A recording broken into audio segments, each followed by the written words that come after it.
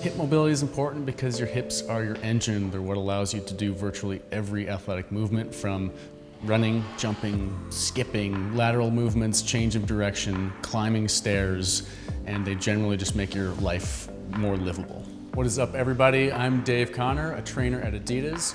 I'm here with Janaya, and we're gonna show you 10 exercises to help improve your hip mobility and strength. Today's session, we're gonna go over stretches, warm-ups, and strengthening exercises for your hips. Let's get into it. This move is the bent knee hamstring stretch. For this, we're gonna start on the back, and you're gonna pick a leg, interlace the fingers behind the thigh, and pull the knee into the chest. The knee's not gonna move, and you're gonna straighten that leg as much as possible, keeping that knee glued towards the chest. Hold for about 2 to 3 seconds, and then relax.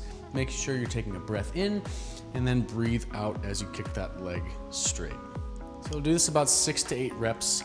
This move is really good for stretching out your hamstrings, which get tight from sitting all day.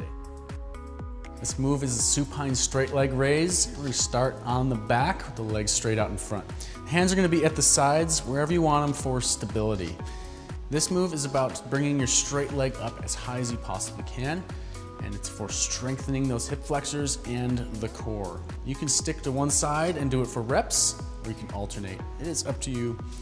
If you're looking to take the next step, we can either place the hands under the low back to keep the back from arching, or the hips. Then we're gonna lift both legs at the same time. This is gonna be a little bit more of a core burner. We know that core is super important in hip mobility, just like strengthening and stretching. The quadruped hip circle is gonna start on the mat on your hands and knees. Let's bring the hands on the shoulders and the knees under the hips, and we're gonna focus on the left hip here. You're gonna start by kicking that foot back and freeze right there. Check in, make sure we're not moving through the spine or the right hip. We're gonna swing up and around like you're stepping up over a hurdle, and you're gonna smooth it out into another rotation. Trying to go through the biggest possible circle, isolating that hip, and then we're gonna reverse directions by bringing the knee to the chest, swinging out, and then internally rotate into extension. This move is super important for hip health. It takes your hip through its full range in rotation, flexion, and extension. The straight leg kick, we're gonna start with the feet together, and the goal is to kick the straight leg to the opposite hand. So we're gonna kick left leg all the way to right hand and right leg to left hand. For this stretch, we're working on the backs of the legs and the hamstrings. It's also great for strengthening the hip flexors. You can use this in between sets or as a great dynamic movement.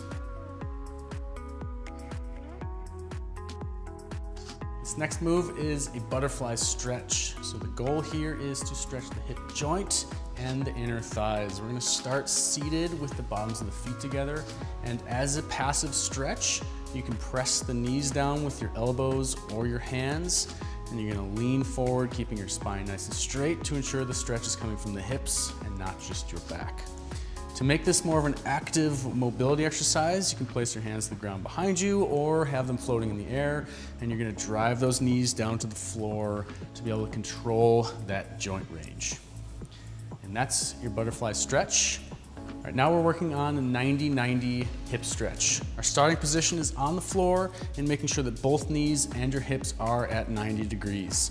We're gonna take, in this instance, the right leg out in front, and we're gonna be stretching the right hip.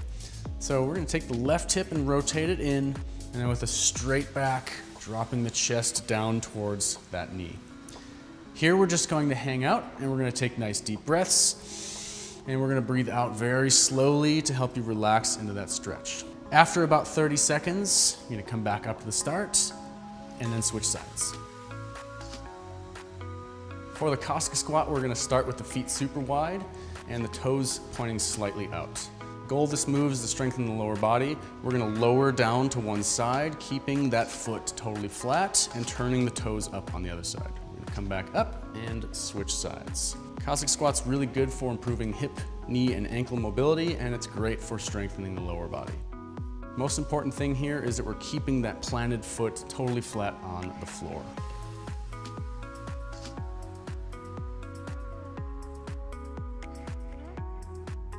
The Bulgarian split squat is a great move to strengthen your hips and increase range of motion in your hips, knees, and ankles. We're gonna start with one foot back behind you on a bench or a step, and you're gonna drive the back knee down towards the floor, keeping that front foot flat on the ground. You come all the way back up to the start and get as low as you can without lifting that heel. You can go laces down on the bench. You can also dig your toe into the bench. Both are beneficial. Keep the chest tall, and that's the Bulgarian split squat. All right, this move is a single leg deadlift. It can be done with or without a dumbbell. So we're gonna place the dumbbell, if you have one, in your left hand, and all the weight is gonna be on your right foot. We're gonna move as one piece, head to heel. You're gonna kick that left leg back, straight line from the heel all the way to the shoulder, and come back up to the start. We're gonna hinge at the right hip, keeping a soft bend in the right knee. Keep the core engaged. So this is a strengthening move for the hamstrings and the glutes. Remember that strength is mobility. All right, this move is a lateral step up, but we're gonna focus mostly on the lowering part. So you're gonna grab a step or box that's a little bit lower than knee height.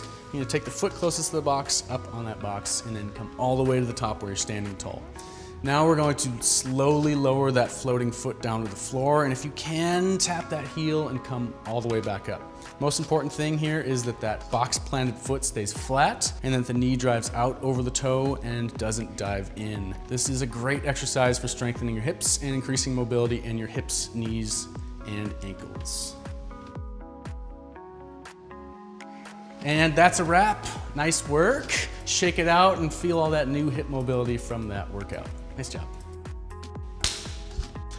Hip mobility is key for your ability to do daily activities like walk, run, and jump. Anybody just starting their hip mobility journey needs to understand that the most important thing is consistency. So you have to start somewhere. Once you start, try not to stop. Remember that impossible is nothing, and you, like anyone else, have the ability to level up your health and fitness.